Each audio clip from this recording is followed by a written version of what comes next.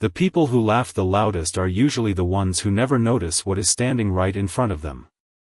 Jack Mercer learned that lesson on a cold Thursday morning while standing inside the largest manufacturing plant he had ever seen.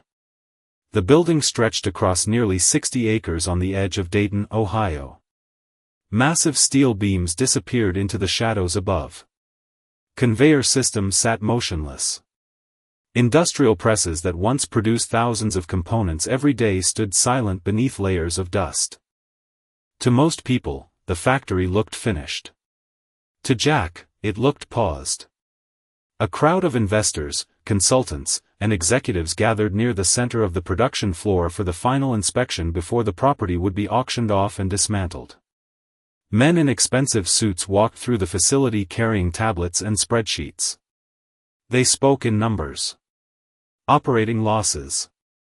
Maintenance costs. Debt obligations. Jack listened quietly while standing near the back of the group. His blue work shirt looked out of place among tailored jackets and polished shoes. A few people glanced at him without recognizing who he was.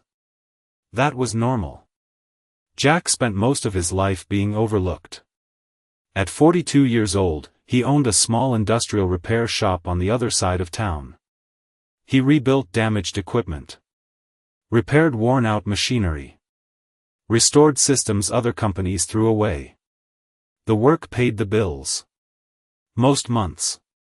It also paid for school lunches, utility bills, and the small house where he lived with his 10-year-old daughter, Emma. While the consultants discussed why the factory had failed, Jack studied the equipment instead. His eyes moved across production lines, electrical systems, and maintenance records attached to machine housings. He noticed things. Fresh lubrication marks on a supposedly abandoned press. Replacement wiring installed less than 2 years ago. Components with decades of life remaining. None of it matched the story everyone was telling. Near the front of the group stood Victoria Sterling, Chief Executive Officer of Sterling Advanced Manufacturing. Tall, composed, and sharply dressed, she commanded attention without raising her voice. The factory had once been one of her company's largest assets. Now it was becoming one of its largest failures. She answered questions from investors with practiced confidence while leading the tour toward the central assembly line. Eventually one consultant pointed toward Jack. "And who exactly is he?" Victoria followed the gesture. Her eyes settled on the mechanic standing quietly near a row of inactive machines. One of the investors explained that Jack had requested access to inspect the property before the auction. Victoria looked him up and down for a moment. Then she asked what interested him about the facility. Jack glanced across the production floor before answering. "I think the factory still works." Several people smiled. A few laughed. Victoria laughed louder than the rest. The sound echoed slightly through the empty building. "You fix junk for a living," she said. "Of course you think everything still works." More laughter followed. Jack did not react. He simply looked back at the silent production line. Something about it bothered him. Not because she laughed. He had been laughed at before. What bothered him was that everyone in the room seemed focused on what the factory had lost. Nobody seemed interested in what it still had. Most people left the inspection convinced they had just witnessed the final chapter of the factory's story. Jack Mercer left believing he had only seen the beginning. The parking lot slowly emptied as investors headed toward airports and corporate offices. Expensive vehicles disappeared down the highway. By late afternoon, only a handful of cars remained. Jack stayed behind. He walked back into the massive facility carrying nothing but a flashlight, a notebook, and a cup of coffee that had long gone cold. The silence felt different now. Without the crowd, he could hear the building itself. The distant hum of electrical systems. The occasional click of cooling metal. The faint vibration of air handling equipment that should not have been operating inside a supposedly dead factory. Jack moved slowly through the production floor. Years of repairing industrial equipment had taught him something valuable. Machines always told the truth. People did not. He stopped beside a massive stamping press near the center of the building. According to the financial reports distributed during the inspection, the machine was obsolete. Too expensive to maintain. No longer competitive. Yet when Jack examined the maintenance logs attached to the housing, something immediately stood out. The service records were recent. Very recent. A major component replacement had been completed less than 18 months earlier. Nobody spends hundreds of thousands of dollars upgrading equipment they intend to abandon. He continued walking. The same pattern appeared everywhere. Conveyor systems with upgraded motors. Control panels with modern electronics. Hydraulic systems that had been rebuilt instead of replaced. Every discovery pushed the same question deeper into his mind. If the factory was truly worthless, why had someone invested so much money keeping it alive? As evening approached, Jack climbed a metal staircase overlooking the main production floor. From above, the scale of the operation became even more impressive. Hundreds of thousands of square feet. Rail access. Shipping infrastructure. Power capacity large enough to support multiple manufacturing operations. Most people saw liabilities. Jack saw assets. His phone buzzed. A message from his daughter Emma appeared on the screen. She had attached a picture of the grilled cheese sandwich she made by herself after school. Jack smiled despite the long day. Emma always found ways to brighten difficult moments. He sent a quick reply promising he would be home soon. Then his attention returned to the factory. Something still bothered him. He walked toward a row of inactive production cells near the far end of the building. Dust covered most surfaces. Except one. A control station near the back appeared cleaner than everything around it. Not spotless. Just used more recently. Jack crouched beside the terminal and ran a finger across the surface. The dust layer was thinner. Nearby, he noticed faint tire marks on the concrete floor. Fresh tire marks. Not from forklifts. From shipping carts. He followed them until they disappeared near a loading area. For several minutes he stood there thinking. Then he looked back across the enormous factory floor. Suddenly the situation no longer seemed confusing. It seemed obvious. The experts had spent the day studying spreadsheets. Jack had spent the day studying the factory. And the factory was telling a completely different story. Someone had been preparing this place for work, not demolition. Someone knew something the market did not. For the first time since the inspection, Jack opened his notebook and wrote a single sentence across the top of the page. They are selling the wrong factory. The auction was scheduled for the following Tuesday. 4 days. That was all the time Jack Mercer had to decide whether his instincts were right or whether he was about to make the most expensive mistake of his life. The problem was not understanding the factory. The problem was affording it. Long before sunrise the next morning, Jack sat alone at the small kitchen table reviewing notes while Emma ate cereal across from him. The notebook was open beside a stack of public financial reports he had downloaded the night before. Numbers covered every page. Debt obligations. Asset valuations. Equipment inventories. Most people would have seen reasons to walk away. Jack kept finding reasons to stay. Emma noticed the papers immediately. "Is that the big factory?" she asked. Jack nodded. "The one everybody thinks is finished?" He smiled slightly. "Something like that." Emma studied him for a moment. "You always get that look when you fix something." Jack looked up. "What look?" "The look that says everybody else thinks it is broken and you do not." For a second he laughed quietly. Then he returned to the reports. By mid-morning he was meeting with 3 different lenders. None of the conversations went well. The first bank declined before the presentation was finished. The second listened politely before explaining that acquiring a distressed manufacturing facility carried unacceptable risk. The third spent 20 minutes reviewing documents before asking why an industrial repair shop owner believed he understood something entire consulting firms had missed. Jack thanked them for their time and left. Each rejection should have discouraged him. Instead, it confirmed something he already suspected. Everyone was evaluating the factory through spreadsheets. Nobody was evaluating the factory itself. Late that afternoon he drove back to the property one final time. Workers had already begun preparing sections of the facility for liquidation. Inventory tags appeared on equipment. Temporary fencing marked future auction zones. The atmosphere felt like a funeral. Yet the machines continued telling a different story. As Jack walked through the building, he noticed a maintenance supervisor locking a control room near the rear of the factory. The man looked familiar. During the original inspection, he had been one of the few employees who never laughed.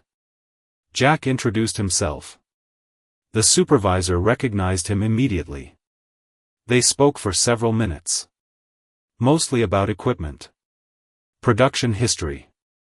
Repair schedules. Ordinary things. Then Jack asked a simple question. If this place is really finished, why did they keep upgrading everything? The supervisor looked around before answering. Because nobody expected it to close. Jack remained silent. The older man continued. 6 months ago we were preparing for expansion. New contracts. Additional shifts. Then suddenly everything changed. Jack felt his attention sharpen. Why? The supervisor hesitated. Nobody ever told us. For a long moment both men stood looking across the silent production floor. Then the supervisor said something that stayed with Jack all the way home. The factory did not fail. Somebody decided it failed. That night Jack opened his notebook and added a second sentence beneath the first. They are selling the wrong factory. The factory was never the problem. By the morning of the auction, nearly everyone had already decided how the story would end. The factory would be sold in pieces. The equipment would be scattered across the country. The land would eventually become something else. Warehouses. Storage units. Maybe another industrial park. Nobody expected surprises. Jack Mercer arrived an hour early carrying the same worn notebook he had filled over the past week. The conference room overlooking the factory floor gradually filled with bankers, liquidation specialists, investors, and corporate representatives.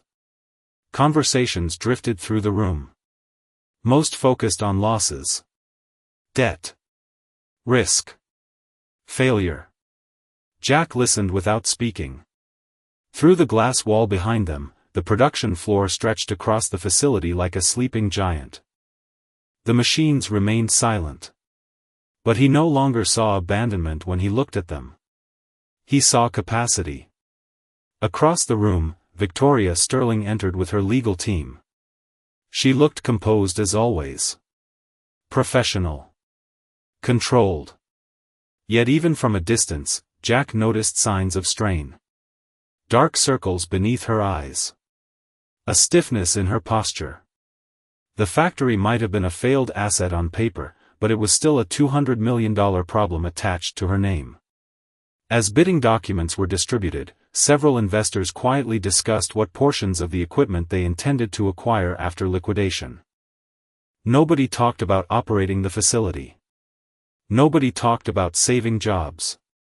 Nobody talked about production. Then something unexpected happened. A representative from a large investment group stood and formally withdrew. A second bidder followed minutes later. Then a third. The room grew quieter with every announcement. Rising interest rates, uncertain markets, and industrial risk had changed the calculation. Suddenly the list of serious buyers became very short. Jack watched carefully. He had spent days wondering what everyone else knew that he did not. Now he began wondering if everyone else was simply afraid. The auction officially opened shortly after 10 o'clock. Numbers appeared on screens. Initial bids were placed. Several parties competed briefly before dropping out. The value continued falling. Every new figure seemed disconnected from the reality Jack had seen inside the factory. He glanced down at his notebook. 2 sentences stared back at him. They are selling the wrong factory. The factory was never the problem. The bidding slowed.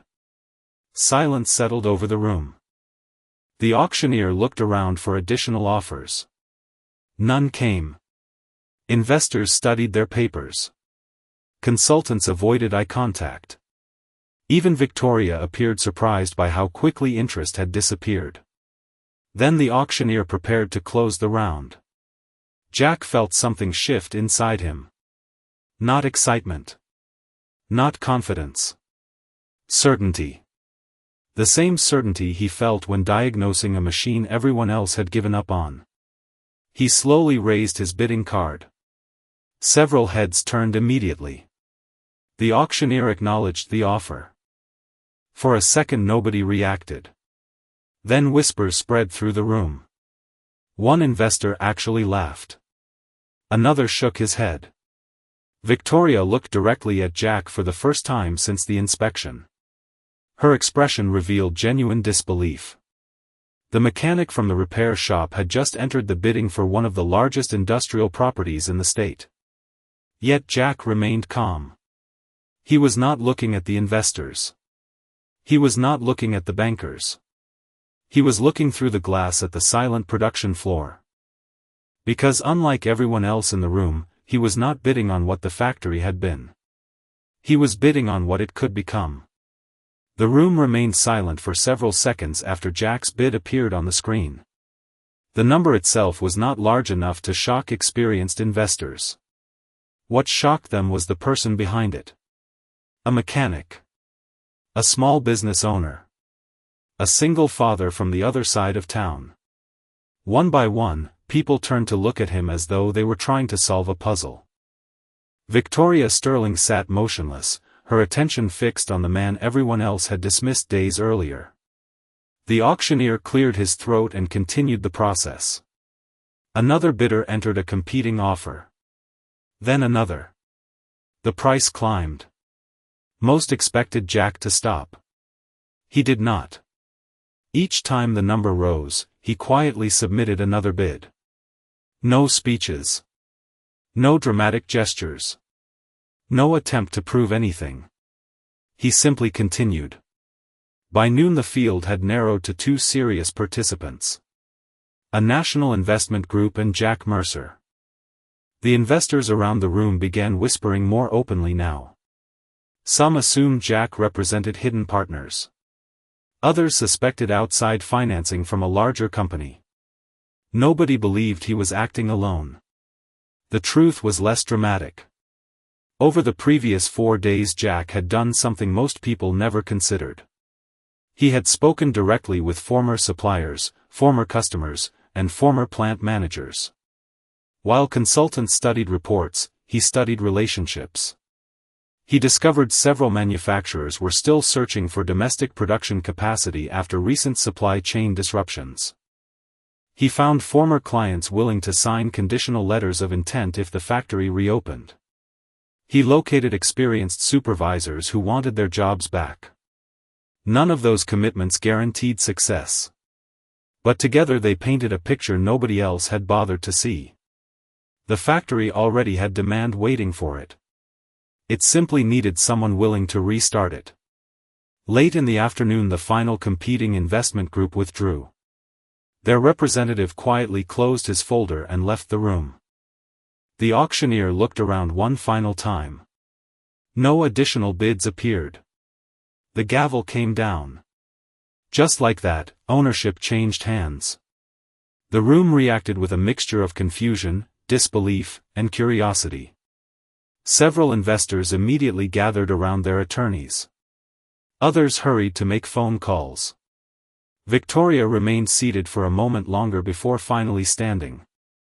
As people filed out, she walked toward the large window overlooking the production floor. Jack happened to be standing there already. Rows of silent machines stretched before them. Neither spoke at first. Eventually Victoria broke the silence. "Do you honestly believe you can make this place work?" Her tone carried no laughter this time. Only genuine curiosity. Jack looked across the factory. "I think it already works." Victoria folded her arms. "Then why did it fail?" Jack considered the question. The answer came easily. Because everybody started looking at spreadsheets instead of the building. For the first time since they met, Victoria did not challenge him. She simply looked back across the factory floor. Somewhere below them, sunlight pushed through high windows and reflected across steel machinery that had not moved in months. The facility still looked abandoned. Yet standing there now, Jack could almost hear it waking up. The first week after the acquisition felt less like owning a factory and more like inheriting a giant machine with 1,000 unanswered questions. Every morning before sunrise, Jack Mercer unlocked the main entrance and walked the production floor alone. The building no longer belonged to a corporation. It belonged to him. Yet ownership did not make the challenges smaller. Utility contracts needed renegotiation. Equipment inspections needed completion. Insurance reviews filled entire binders. Most people would have felt overwhelmed. Jack felt focused. Machines were still machines. Problems were still problems. They simply existed on a larger scale now. By the second week, former employees began returning. Some came looking for work. Others came simply to see whether the rumors were true. They expected to find liquidation crews and empty buildings. Instead they found lights turning back on. Maintenance teams cleaning production areas. Equipment being tested. One afternoon, the maintenance supervisor Jack had met before the auction stood beside a restarted conveyor line and watched it move for the first time in months. The sound echoed across the factory floor. Several workers stopped what they were doing and smiled. It was a small moment. But everyone felt it. The place was breathing again. Meanwhile, across town, Victoria Sterling faced problems of her own. Quarterly reports continued arriving. Investors continued asking questions. Board meetings grew longer.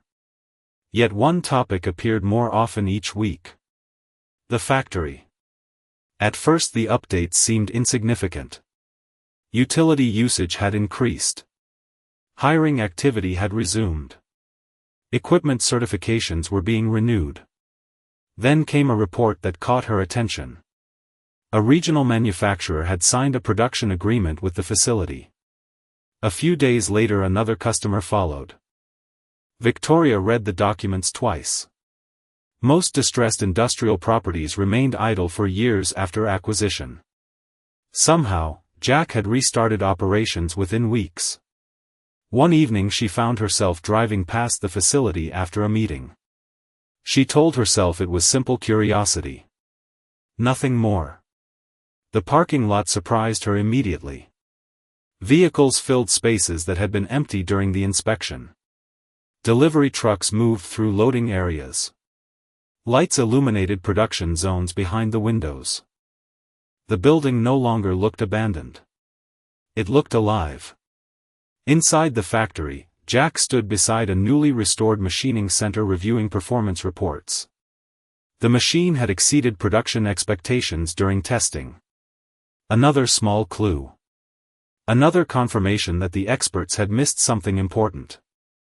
Emma sat nearby at a folding desk doing homework while employees finished evening shifts. She had become a familiar sight around the facility. Workers waved when they passed. She knew many of them by name. "The factory sounds different now," she said without looking up from her schoolwork. Jack glanced across the production floor. Conveyor systems moved steadily. Forklifts transported materials.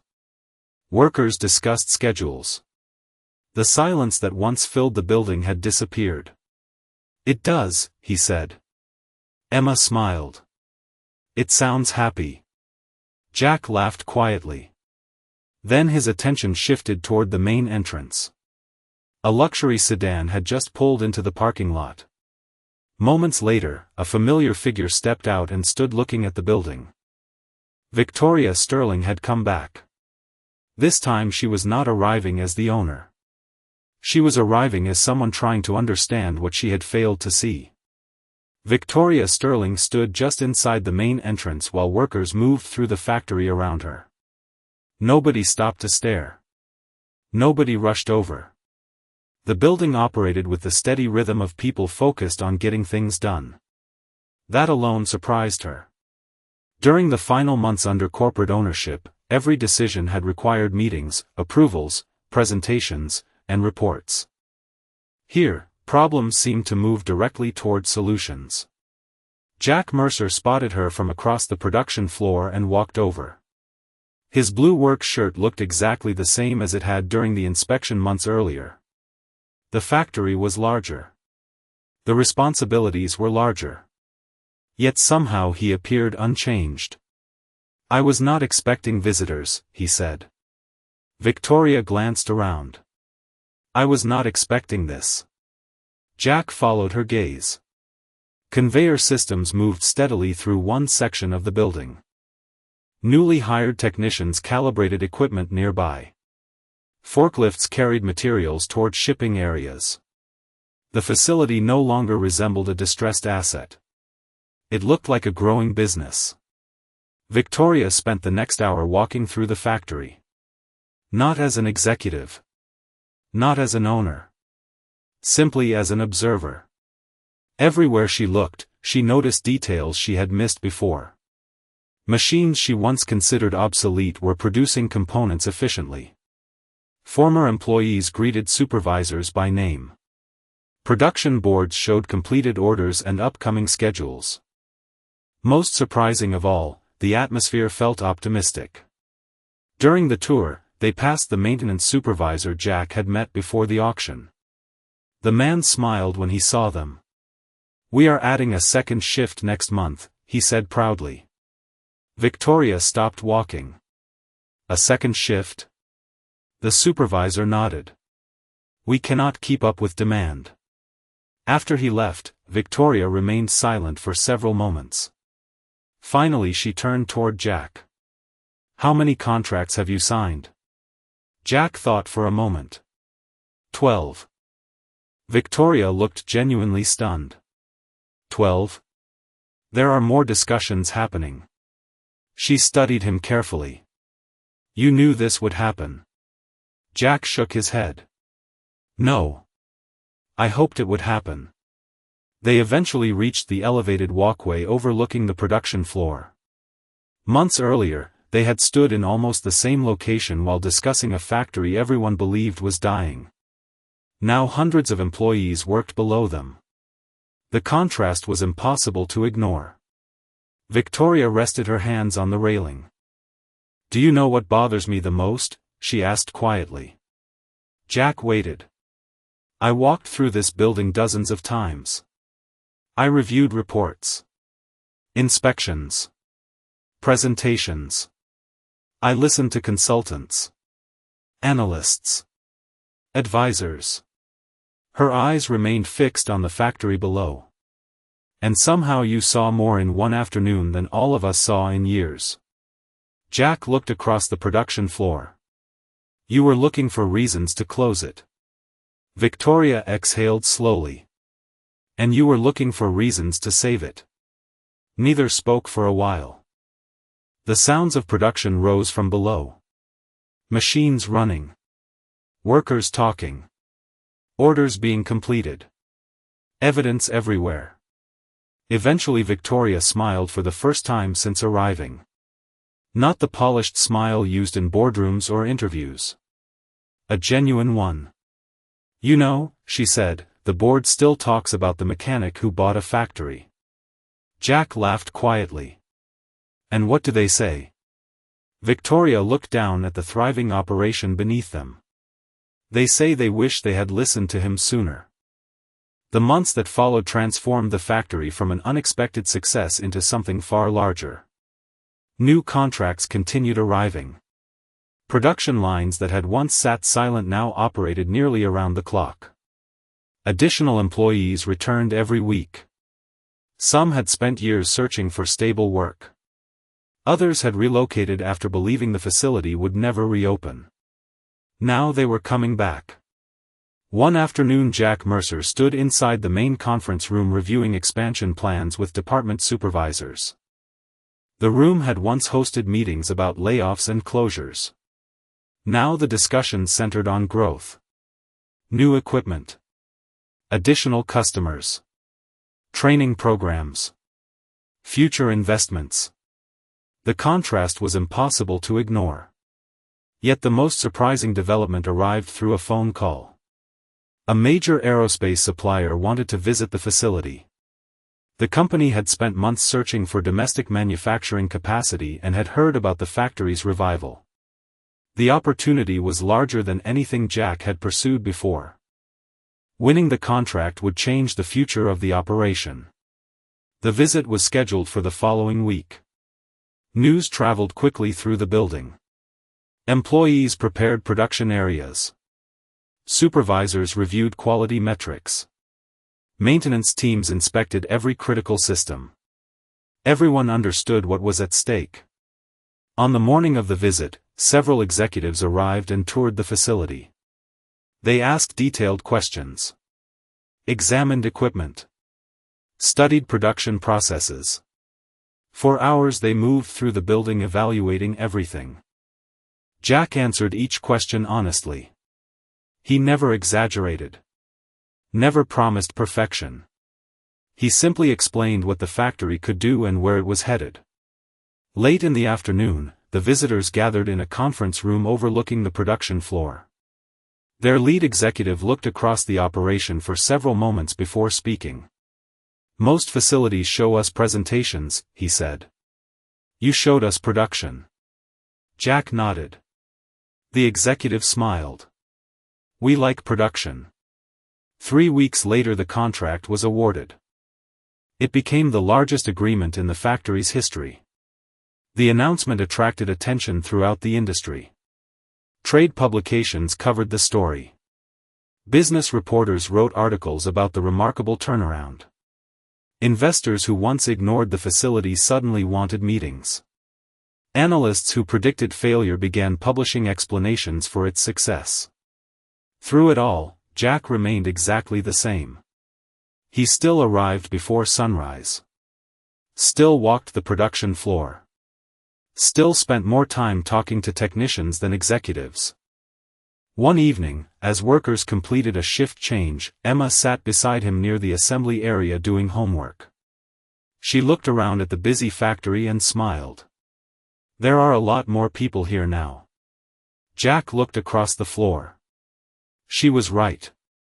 Hundreds of employees moved through the building. Machines operated steadily. Orders shipped daily. The factory no longer needed saving. It was thriving.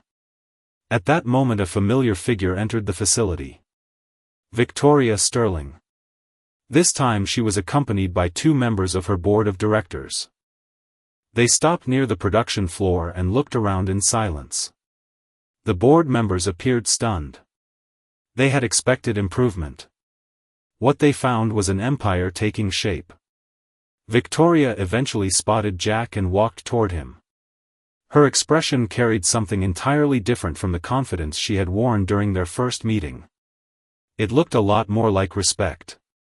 Nearly 2 years after the auction, the factory no longer looked like the building Jack Mercer had first walked through alone. The production floor was brighter. The equipment was fully operational. New wings had been added. Additional manufacturing lines stretched across sections that once sat empty. What had been considered a failed asset had become one of the fastest-growing industrial operations in the region. Yet on most mornings, Jack's routine remained unchanged. He still arrived before sunrise. He still carried a notebook. He still spent more time listening than talking. On a cool autumn afternoon, employees gathered near the center of the facility for a celebration marking a major milestone. The company had just completed its largest production year in history. Hundreds of workers stood together on the factory floor. Supervisors, technicians, engineers, former employees who had returned after years away. Families filled the viewing areas above. The atmosphere felt proud but relaxed. No one needed a dramatic speech. The factory itself told the story. Victoria Sterling arrived shortly before the event began. This time there were no attorneys, no consultants, and no board members. She walked through the building slowly, taking in everything around her. Machines operated with confidence. Employees moved with purpose. Orders shipped continuously. The place felt alive in a way she had never imagined during those final days before the auction.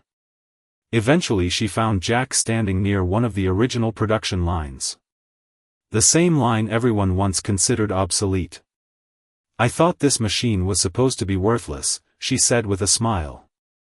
Jack looked at the equipment running steadily beside them. It never agreed with that assessment. Victoria laughed softly. For a moment they simply watched the production floor together. Then her expression grew more thoughtful. "You know, I spent years believing leadership meant having all the answers." Jack remained silent. "Turns out it is a lot more important to ask the right questions." He nodded. "Machines taught me that a long time ago." The celebration began shortly afterward. Employees applauded as achievements were announced. New contracts. Expansion plans. Community investments. Scholarships funded through company profits. Opportunities created for hundreds of families. None of it felt like revenge. None of it felt like victory over someone else. It felt like proof that value had existed all along. People simply failed to see it. As the gathering ended, Emma walked onto the production floor carrying a small lunchbox she had forgotten in the office. She was older now, but her smile had not changed. She handed the lunchbox to her father and looked around at the enormous building. "Remember when everybody thought this place was finished?" she asked. Jack glanced across the factory floor. Workers were returning to their stations. Machines continued operating. Forklifts moved materials toward shipping areas. The future was already in motion. "I remember," he said. Emma looked around once more before smiling. "Good thing you did not listen." Jack looked at his daughter, then back at the factory that everyone else had abandoned. The noise of production echoed through the building. Not loud. Not dramatic. Just steady. Reliable. Honest. Much like the man who had saved it. And while others saw a $200 million success story, Jack still saw the same thing he had seen from the very beginning. A machine that deserved one more chance.